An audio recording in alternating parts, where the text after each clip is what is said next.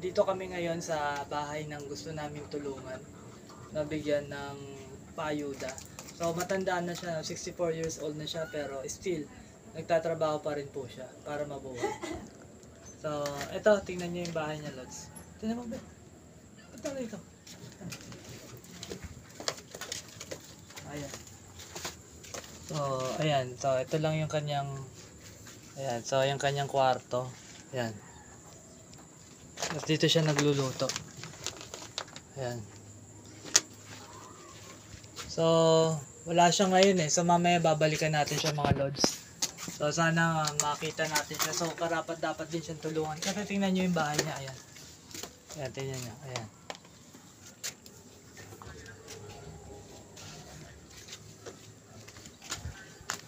Oh, Andiyan, tatay. wala. Uy, saan? Ano ba yan?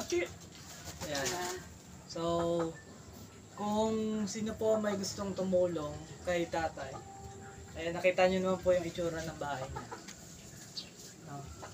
So, magpapaabot po tayo ng tulong mamaya. So, sana mamaya nandito na siya. Okay, Lord, so maging bukas palad po tayo sa mga tao na may hirap na lumalaban sa buhay. Kasi gaano kahirap na mag-isa. Mag-isa po si tatay dito na binubuhay yung sarili niya. Sa kabila ng katandaan niya. Ayan, Lord, mamaya sana makita natin siya.